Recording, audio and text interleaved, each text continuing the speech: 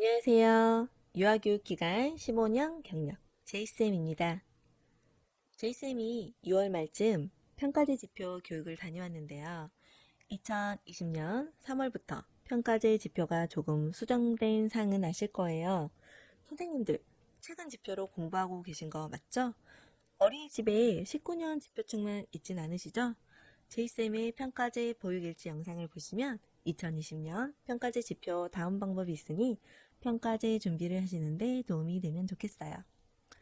제이쌤이 평가제 지표를 기초로 한 상호작용편, 보육일지편, 그리고 영유아 관찰 및 평가편에서도 대해 알려드렸어요. 이번 시간에는 인력역 전반적으로 중요한 부분만 콕콕 찍어서 알려드릴 테니 끝까지 들어주세요. 면담에 대해서도 많이들 궁금해 하시던데요. 당일날 면담자로 지목받지 않으면 가장 좋겠죠. 관찰반도 안 되고 면담자도 안 되면 정말 좋겠지만 선생님들 그럴 일은 없을 테니 그냥 제이쌤과 함께 공부하시게요. 다음엔 면담 부분도 정리해서 알려드릴 테니 구독, 좋아요 꾹 눌러주세요. 인력역, 보육과정 및 상호작용 1-1 영유아 권리 존중은 가장 중요해요. 왜냐면 필수잖아요. 이 부분이 탈락이면 인력역은 끝난다고 보시면 되죠. 그런데 이렇게 제일 중요한데 하루 종일 관찰한다고 생각하시면 돼요. 교사가 아이를 존중하는 언어를 사용하는지, 아이를 존중하는 비언어적인 행동을 사용하는지, 안아주고 웃어주고 박수 쳐주고 엉덩이 토닥토닥 아시죠? 이건 다들 잘하실 거라고 생각해요.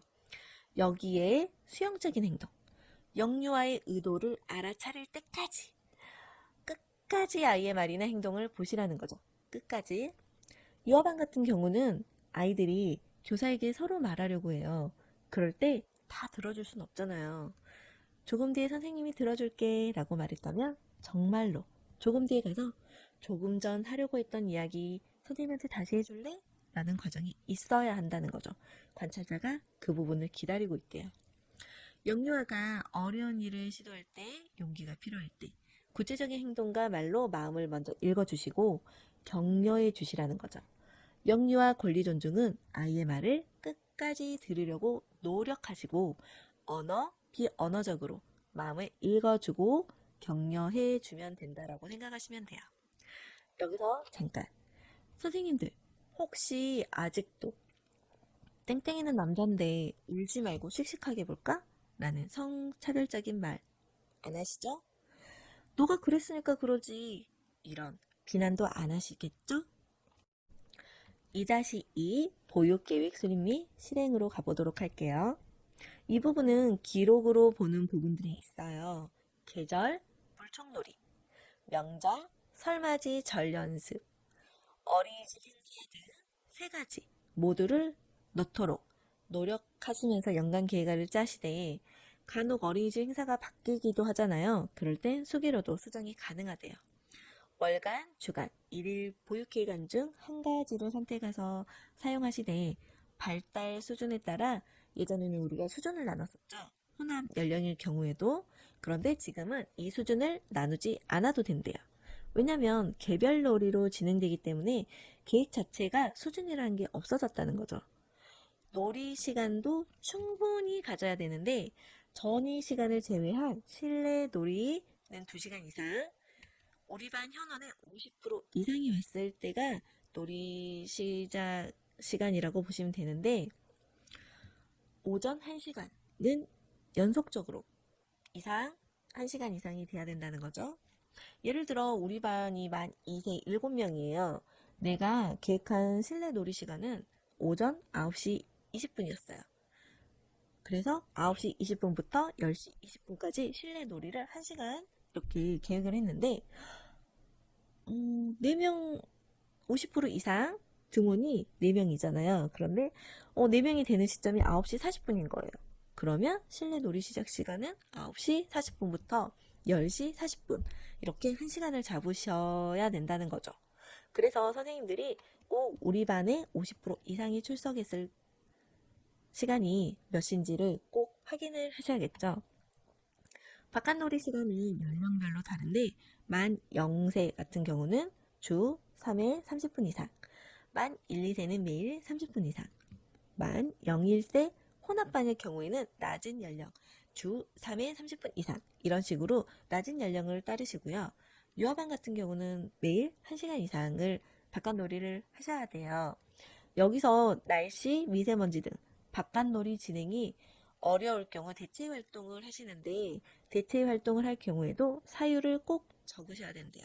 적지 않았을 경우 면담이 들어간다고 하니 꼭 어떤 이유에서 대체 활동을 했는지 사유를 적으시고요. 아이가 이제 대체놀이를 선생님들이 대근육 활동으로 계획을 하시잖아요. 그런데 아이가 그 대근육을 하지 않고 다른 놀이를 하고 있어요. 그러면 아이를 대근육 쪽으로 유도를 하시는 게 아니라 그냥 그 놀이를 하도록 놔두시면 된대요.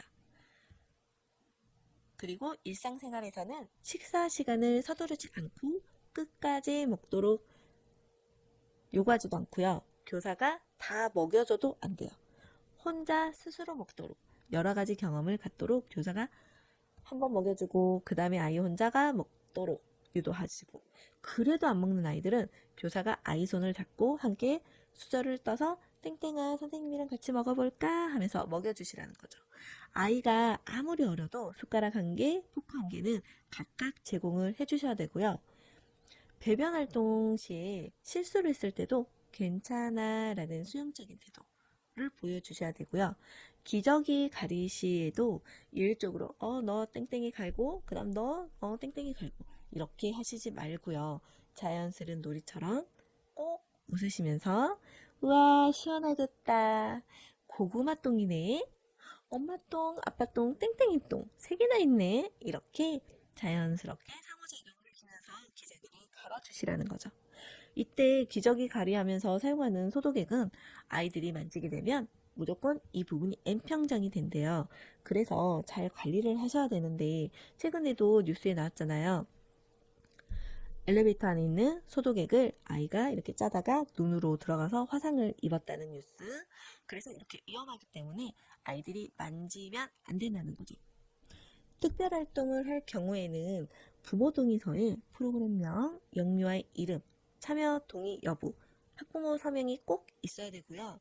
18개월 이상에서 24개월 미만 아이가 특별활동을 할 경우에는 운영위원회 회의록과 회의 결과를 알리는 학부모 안내문이 있어야 된다는 거예요. 1-3 놀이 및 활동 지원 쪽으로 갈게요. 교사가 아이의 놀이를 어떻게 격려하고 상호작용을 해주고 필요한 자료는 신속하게 어떻게 제공을 하고 있는지에 대한 지표인데요. 이젠 선생님들 대집단 활동은 하지 않으시잖아요. 영아반은 의도적인 대집단 활동 안 되고요. 유아반은 대집단 활동은 가능하되 최소한으로 실시를 하셔야 된다고 해요. 하지만 영아반은 어떠신가요? 교사가 놀이에 함께 참여를 하게 되면 교사 쪽으로 다 몰리잖아요. 그건 의도적인 게 아니기에 아이들의 자발적 선택으로 대집단 활동을 하는 거기에 선생님들은 마음을 졸이시지 마시고 그냥 함께 신나게 놀아주시라는 거죠. 놀이가 어느 정도 진행이 되고 아이들 스스로 놀게 되면 이 놀이에 참여하지 않고 혼자 노는 아이가 저쪽에 있잖아요. 그러면 그 아이한테도 가서 격려를 해주세요. 격려에는 땡땡이는 막대를 3개나 올릴 수가 있구나, 구체적인 칭찬과 어떻게 하면 좋을까? 적절한 개방적인 질문, 잘 안되면 이렇게 해볼까? 놀이를 지속시킬 수 있는 조언 등이 필요하다고 해요. 또는 놀이에 참여하지 못하고 배회하는 아이들 있죠. 이럴 때 선생님이 이거 해보자 이렇게 참여를 정해주지 말고 먼저 마음 읽기를 통해 아이의 생각을 물어보시는 게 먼저예요. 왜 놀이를 하지 않니? 어떻게 하고 싶니? 마음을 읽은 후에 놀이를 권유해 주시는 거죠. 정해주는 게 아니라 땡땡이가 시장 놀이를 하고 있는데 물건을 살 사람이 없네? 너가 한번 가서 해볼래? 라고 권유를 하시는 거죠. 교사는 놀이 상황을 전체적으로 살펴야 되는데 자리를 잘 잡으셔야겠죠. 내 등 뒤에 아이가 많으면 안 되고요. 아이들이 많은 쪽을 바라보면서 앉으시되 필요시에는 놀이 상대 역할도 해주시고 아이디어도 제안을 해주시면서 놀이를 지속시킬 수 있도록 교사가 돕고 교사도 놀이에 즐겁게 참여하라는 거죠. 교사가 놀이 제공만 하지 말고 이제는 즐겁게 아이들과 놀라는 거예요. 교사들 할 일이 너무 많죠. 그리고 이렇게 해볼래?가 아닌 아이가 스스로 생각을 듣도록 왜 그렇게 생각하니? 어떻게 하면 좋겠니? 개방적인 질문도 해주세요. 놀이 자료는 상시적으로 사용할 가능성이 있는 놀잇감은 충분히 마련을 해줘야 되는데 충분히가 어려워요. 충분히는 선생님들이 우리 반 아이들의 관심도를 아시잖아요. 많이 필요하면 많이 준비하시라는 거죠. 관찰자가 왔을 때 아이들이 분쟁이 생기면 충분히가 아니래요. 어떤 아이들은 한 개가 아니라 두세 개로도 만족 못하는 아이가 있죠. 우리 반에 그런 아이가 있을 때는 그런 부분도 고려를 해서 놀이 자료를 제공하시되 상시적으로 모든 자료가 아니라 상시적으로 사용하는 그런 놀이들을 충분히 제공을 하라는데 이 부분은 99페이지에 있어요. 블록류, 인형류, 소꿉놀이류, 필기류 등등. 면담 시에도 물어보신대요. 최근에 놀이를 지원한 자료가 무엇인가요?